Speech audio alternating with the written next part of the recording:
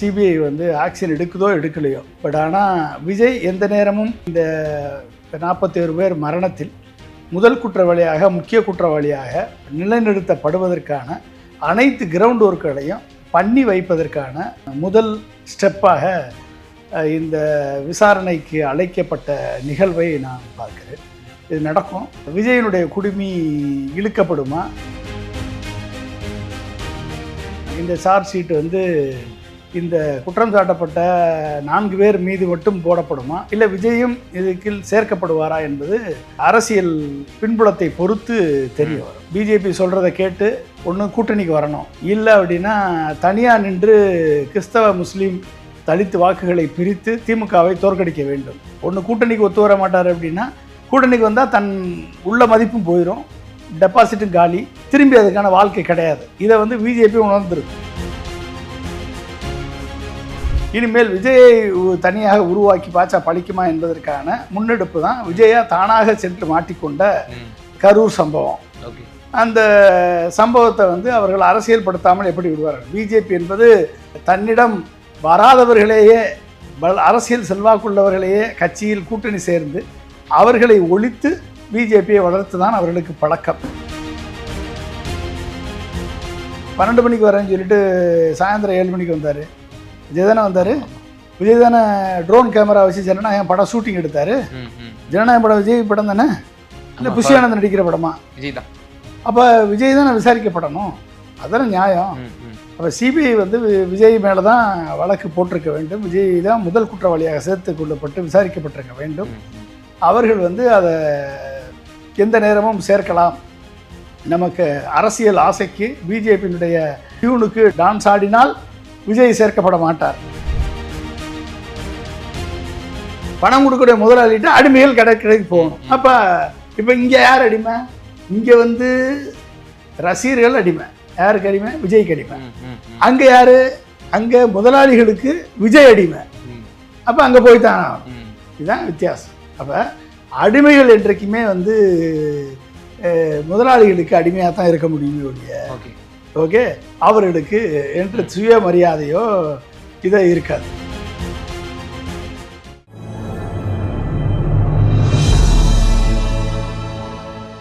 Tamil news நேயர்களுக்கு அன்பு வணக்கம். இன்றைய சிறப்பு நேர்காணலில் நம்மோடு இருந்திருக்கும் சிறப்பு விருந்தினர் முன்னாள் குடியரசுத் தலைவர் டாக்டர் ஏபிஜே அப்துல் கலாம் அவர்களுடைய அறிவியல் மற்றும் அரசியல் ஆலோசகர் மரியாதைக்குரிய டாக்டர் பொன்ராஜ் சார். சார் வணக்கம். வணக்கம்பா சார். கரூர் கூட்ட நெரிசல் மரணம் அது சிபிஐக்கு மாற்றப்பட்டது, இது சம்பந்தமாக பல பேட்டிகள் நமது தொலைக்காட்சிக்கு வந்து நீங்கள் கொடுத்துருக்கீங்க. இப்போ வரக்கூடிய 29ஆம் தேதி டெல்லி சிபிஐ அலுவலகத்தில் தாவேகாவினுடைய முன்னணி நிர்வாகிகள் புஷி ஆனந்த், ஆதவ் அர்ஜுனா போன்றவர்கள் எல்லாம் வந்து ஆஜராக வேண்டும் என்ற ஒரு சம்மனை அனுப்பியிருக்கிறது. ஸோ தேர்தல் நெருங்கக்கூடிய சமயம், ஒவ்வொரு கட்சிகளும் தங்களுடைய கூட்டணியை வலுப்படுத்த வேண்டும் என்ற ஒரு இருக்கக்கூடிய சமயம், இதில் நிச்சயமாக அரசியல் இருக்கும் என்ற ஒரு கருத்துப்பட கூறப்படுகிறது. முதற்கட்டம் எப்படி பார்க்குறீங்க? 47 பேர் மரணத்தில் விஜய் வந்து சிபிஐட்ட சிக்க வைத்ததே ஆதவ் அர்ஜுனா தான். அப்போ இன்னைக்கு சிபிஐ வந்து இவர்களை அழைத்து விசாரணை செய்து அவங்களது கரத்தை வந்து வலுப்படுத்தி, அவர்களது ஆர்குமெண்ட்டை வலுப்படுத்தி விஜயினுடைய குடுமையை வந்து தங்கள் கையில் வைத்து கொள்வதற்கு பிஜேபி எடுக்கக்கூடிய நடவடிக்கையினுடைய முக்கியமான பகுதியாக இந்த விசாரணையை நான் பார்க்குறேன். கண்டிப்பாக அது வந்து சிபிஐ வந்து ஆக்ஷன் எடுக்குதோ எடுக்கலையோ, பட் ஆனால் விஜய் எந்த நேரமும் விஜய் இந்த 47 பேர் மரணத்தில் முதல் குற்றவாளியாக, முக்கிய குற்றவாளியாக நிலைநிறுத்தப்படுவதற்கான அனைத்து கிரவுண்ட் ஒர்க்குகளையும் பண்ணி வைப்பதற்கான முதல் ஸ்டெப்பாக இந்த விசாரணைக்கு அழைக்கப்பட்ட நிகழ்வை நான் பார்க்கிறேன். இது நடக்கும். வேறு அதை எப்படி அப்ளை பண்ண போகிறாங்க, எவ்வளோ நாளைக்கு அதை பெண்டிங்கில் வைக்க போகிறாங்க அப்படின்றது கோர்ட் மீடியேட்டடு இன்வெஸ்டிகேஷன் வேகம் எப்படி எடுக்கிறது, அரசியல் வேகம் எப்படி எடுக்கிறது, கூட்டணி வேகம் எப்படி எடுக்கிறது என்பதையெல்லாம் பொறுத்து விஜயனுடைய குடுமி இழுக்கப்படுமா, வளைக்கப்படுமா, இல்லை ஆச்சரியக்குறியாக, இல்லை கேள்விக்குறியாக தொங்க வைக்கப்படுமா என்பதெல்லாம் போக போக தெரியும். ஆனால் சார் இப்போ சார்ஜ் ஷீட்டும் போட வேண்டியது நேரமும் வந்துருச்சு. கிட்டத்தட்ட 90 நாள் அந்த கரூர் சம்பவம் நடந்து 27ஆம் தேதியோடு சார்ஜ் ஷீட் போட வேண்டியது. பல சட்ட வல்லுநர்கள் என்ன சொல்றாங்க அப்படின்னா, எக்ஸ்டென்ஷன் கேட்பாங்க நிச்சயமா நீதிமன்றத்தில. 90 நாள்ல போடணுங்கிற ஒரு அவசியம் கிடையாது. எக்ஸ்டென்ஷன் கேட்கலாம் அப்படின்னு சொல்லி. ஸோ சார்ஜ் ஷீட்ல ஏதேனும் திரு விஜய் அவர்களுக்கு செக் வைப்பதற்கான வாய்ப்புகள் இருக்குன்னு நினைக்கிறீங்களா? சார்ஜ் ஷீட்டு போடுறதெல்லாம் அந்த இதை பொறுத்து தான். நான் சொன்னேனே இப்போ வந்து அரசியல் பின்புலம், கூட்டணியுடைய பின்புலம், இதையெல்லாம் பொறுத்து தான் இந்த சார்ஜ் ஷீட் வந்து இந்த குற்றம் சாட்டப்பட்ட 4 பேர் மீது மட்டும் போடப்படுமா, இல்லை விஜயும் இதுக்கு சேர்க்கப்படுவாரா என்பது அரசியல் பின்புலத்தை பொறுத்து தெரிய வரும். பிஜேபி சொல்கிறத கேட்டு ஒன்று கூட்டணிக்கு வரணும், இல்லை அப்படின்னா தனியாக நின்று கிறிஸ்தவ முஸ்லீம் தலித் வாக்குகளை பிரித்து திமுகவை தோற்கடிக்க வேண்டும். இந்த 2 திட்டத்திற்கு விஜய் எப்படியாவது ஒன்றுக்கு ஒத்து வருவார். ஒன்று கூட்டணிக்கு ஒத்து வர மாட்டார். அப்படின்னா கூட்டணிக்கு வந்தால் தன் உள்ள மதிப்பும் போயிடும், டெபாசிட்டும் காலி, திரும்பி அதுக்கான வாழ்க்கை கிடையாது. இதை வந்து பிஜேபி உணர்ந்திருக்கும். இப்போ கூட்டணி இல்லாமல் தனித்துவமாக நிற்க வச்சு அவங்க பின்னால் எடப்பாடி சேர்க்காத ஆளுங்களையெல்லாம் சேர்த்து ஒரு தனி கூட்டணியை அமைத்து பெரும்பான்மையான வாக்குகளை பெற்று 2ஆம் இடத்திற்கு வந்து விட்டால் நமக்கு வாய்த்த அடிமை சிறந்த அடிமையில் எந்த அடிமை சிறந்த அடிமை மக்கள் செல்வாக்கை பெற்று 2ஆம் இடத்திற்கு வருகிறதோ அந்த அடிமையை வைத்து அடுத்த காயை நகர்த்தலாம் என்ற முடிவை பிஜேபி எடுக்கும். ஆனால் சார் இப்போ இந்த நீங்கள் சொல்கிறதெல்லாம் வந்து பார்க்கும்பொழுது எனக்கு என்ன நினைவுக்கு வருதுன்னா, ஆரம்பத்தில் இந்த கரூர் கூட்ட நெரிசல் மரணங்கள் ஏற்பட்ட சில நாட்களிலேயே வலதுசாரிகள் மற்றும் பாஜகவினுடைய தேசிய செயலாளர் ஆசீர்வாதம் ஆச்சாரியார் உட்பட என்ன சொன்னாங்க அப்படின்னா, விஜய்க்கு வேறு ஆப்ஷனே இல்லை. இப்போ அவர் இப்போ இவ்வளோ பெரிய ஒரு இஷ்யூவில் மாட்டிக்கிட்டார், அவர் வந்து தப்பிக்கணும்னா என்டிஏவுக்கு வரணும், அப்படி அதான் ஒரே வழி அப்படின்லாம் சொன்னாங்க. இப்போ நீங்கள் சொன்னதுக்கப்புறம் அதுதான் சரி. அதுதான் உண்மையில் அன்றைக்கே அவங்க எக்ஸ்பிளிசிட்டாக சொன்னாங்கல்ல, சொன்னாங்க விஜய்க்கு வேறு வழி இல்லை, நல்லா சிக்கல், அவர் குடும்பம் எங்கிட்ட வந்து மாட்டிக்கிச்சு, இனிமேல் விஜய் எங்களுடைய பேச்சை மீறி ஆட முடியாது, எங்களுடைய பேச்சை மீறி நடக்க முடியாது, எங்களை எதிர்த்து பேச முடியாது, எங்களை எதிர்த்து போராட முடியாது, எங்களை எதிர்த்து உரிமை குரல் கொடுக்க முடியாது என்று என்ன சொன்னாங்களோ அதை தானே விஜய் செஞ்சிட்ருக்காரு. அவங்கள பற்றி ஒரு வார்த்தை கொள்கை எதிரின்னு ஒரு வார்த்தை சொல்லிவிட்டு அதுக்கப்புறம் அவங்கள பற்றி எதையுமே பேசுகிறது. திருப்பரங்குன்ற இஷ்யூலே விஜய் வந்து ஒரு ஸ்டாண்ட் எடுக்கலை, ஒரு சார்பாக நிற்கலை, நியாயத்தின் பக்கம் நிற்கலை. அப்படிங்கும் போதும் உங்களுக்கு வந்து யார் நியாயத்தின் பக்கம் நிற்கலையோ அநியாயத்திற்கு துணை போகிறாள் என்று தான் அர்த்தம். அப்போ அந்த அநியாயத்துக்கு துணை போன வேலையை, பிஜேபிக்கு துணை போன வேலையை, அந்த இந்துத்துவ சக்திகளுக்கு துணை போன வேலையை விஜய் செய்து அவர்களுக்கு விசுவாசத்தை காண்பித்திருக்கிறார். அதுபோல் கொள்கை எதிரின்னு சொல்லிவிட்டு இவர்கள் வந்து அவர்கள் பிஜேபிக்கு சமரசம் வீசக்கூடிய ஒரு பணியை விஜய் செய்து கொண்டிருக்கிறார். பிஜேபி என்ன எதிர்பார்க்கிறது என்று சொன்னால், அண்ணாமலையாலே வந்து ஒரு பிஜேபியை 18% மேலே பில்டு பண்ணி கொண்டு வர முடியலை, இனிமேல் வந்து வேலைக்கு ஆகாது என்று அண்ணாமலையை தூக்கி எறிந்து விட்டார்கள். இரண்டாவது, இபிஎஸ்ஸை வைத்து பிஜேபியை சேர்த்து ஒரு கூட்டணி அமைத்து வெற்றி என்று விடலாம் என்று பார்த்தால் இபிஎஸும் ஒத்து வர மாட்டார். இபிஎஸ் வந்து பிரிந்தவர்கள் தான் சேர்க்க மாட்டேன், நான் தான் பலமான ஆளு என்ன அவர் தனக்குத்தானே நம்பிக்கொண்டிருக்கிறார். இதில் பிஜேபி அண்ணாமலையும் இதில் ஒத்துழைக்கல, தனி ஆவர்த்தனம் பண்ணிக்கிட்டு இருக்கார். அப்போ இந்த கூட்டணி வந்து ஜெயிக்காது என்று நினைத்தால் நமக்கு ஜெயிக்கக்கூடிய கூட்டணியை உருவாக்கணும். இப்போ தான் இன்றைக்கி வலதுசாரி பத்திரிகைகளும் இந்துத்துவ அமைப்புகளும் பிஜேபி ஆர்எஸ்எஸ்ஐ சார்ந்த அனைவருமே இன்றைக்கு விஜயை ஆதரித்து பேசி 20% வாங்கி விடுவார், 30% வாங்கி விடுவார், 50% வாங்கி விடுவார், விஜய் தான் 214 தொகுதியிலையும் ஜெயித்து விடுவார் என்றெல்லாம் வந்து இன்றைக்கு கட்டுக்கதைகளை ஊடகங்களிலும் தினசரி செய்தித்தாள்களிலும் எலக்ட்ரானிக்ஸ் ஒரு நெரேட்டிவை செட் பண்ணிட்டு இருக்காங்க. ஸோ இது வந்து மக்களுக்கு இதெல்லாம் பார்த்து மக்கள் வந்து உள்ளுக்குள் சிரித்து கொண்டிருக்கிறார்கள். இந்த விளையாட்டுகளை பார்த்து விட்டு இவர்கள் செட் பண்ணக்கூடிய வேலையெல்லாம் பார்த்துட்டு, அண்ணாமலையை கூட்டு வந்து பாச்சா படிக்கலை, எடப்பாடியை மிரட்டி பாச்சா படிக்கலை, 2 பேரையும் சேர்த்து பாச்சா படிக்கலை, இனிமேல் விஜயை தனியாக உருவாக்கி பாச்சா படிக்குமா என்பதற்கான முன்னெடுப்பு தான் விஜயா தானாக சென்று மாட்டிக்கொண்ட கரூர் சம்பவம்.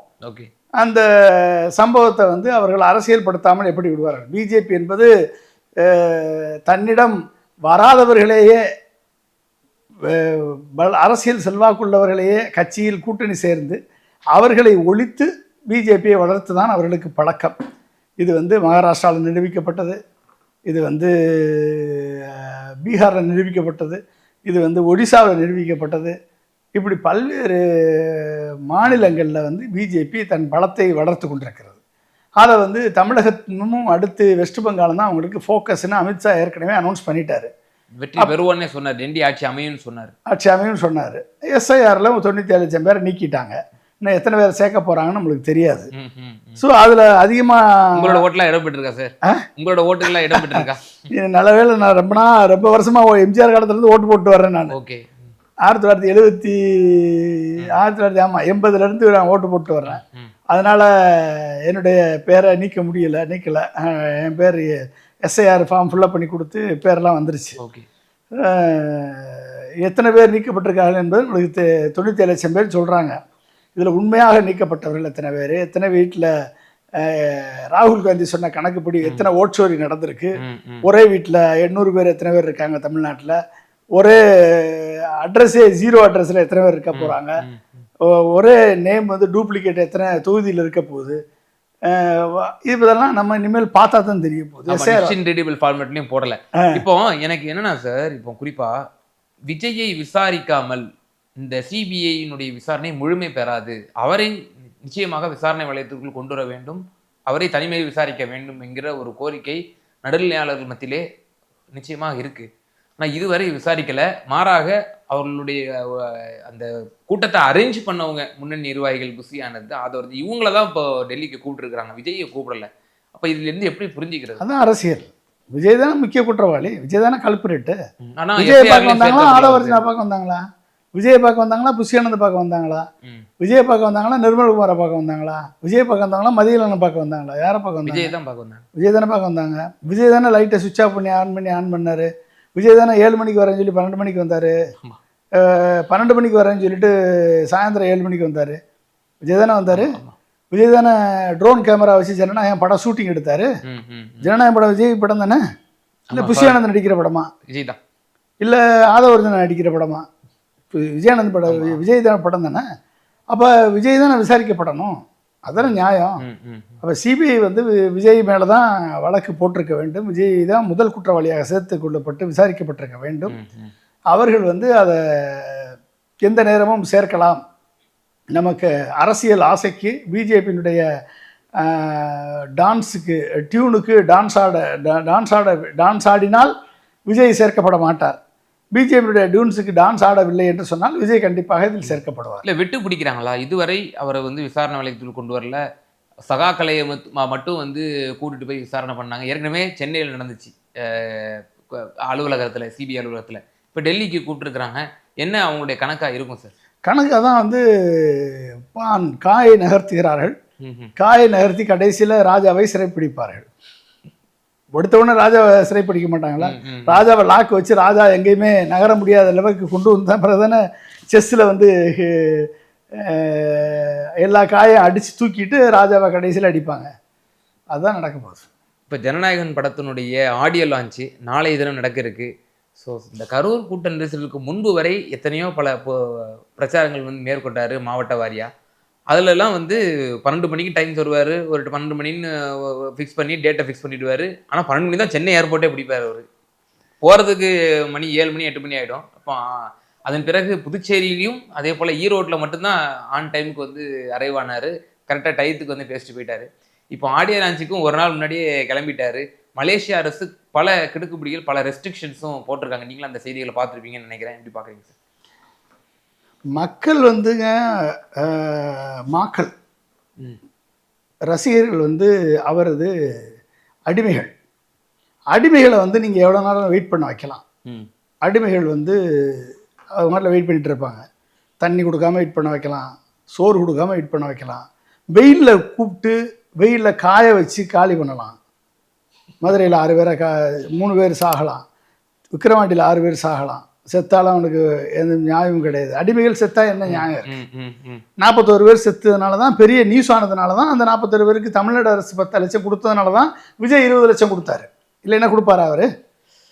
இல்லைன்னா வந்து மதுரையில் செத்தவனுக்கு கொடுத்தாரா, விக்ரமனில் செத்தவனுக்கு கொடுத்தாரா? கூட தெரிவிக்கல. மயங்கி காயம்பட்டவன் நாமக்கல் ஒவ்வொரு மாவட்டத்துக்கு போகும்போது மயங்கி காயம்பட்டவனுக்கு ஏதாவது கொடுத்தாரா? இல்லை கரூரில் காயம்பட்டு ஆஸ்பத்திரியில் 116 பேர் சிகிச்சை பெற்று வெளியே வந்தாங்களே அவர்களுக்கு ஏதாவது கொடுத்தாரா? ஒன்றும் கிடையாது. அப்போ என்ன அர்த்தம் அப்படின்னா, இவரெல்லாம் அடிமைகள். விஜயை பார்க்க வேண்டும் என்று சொல்லக்கூடிய அடிமைகள், விஜயை கடவுளாக நினைக்கக்கூடிய அடிமைகள், விஜயை கல்யாணம் பண்ண வேண்டும் நினைக்கக்கூடிய அடிமைகள், புருஷனை விட விஜய் தான் எங்களுக்கு பிடிக்கும்னு சொல்லக்கூடிய பெண் பித்தர்கள், ஓட்டு போடலைன்னா எங்கள் வீட்டை விஷத்தை வச்சு கொண்டுருவேன்னு சொல்லக்கூடிய அபிராமிகள். ஓகே, 267 தொகுதி இருக்குன்னு சொல்லக்கூடிய அறிவிலிகள், 40 தொகுதியில் ஜெயிச்சிருவாருன்னு சொல்லக்கூடிய அறிவிலிகள்,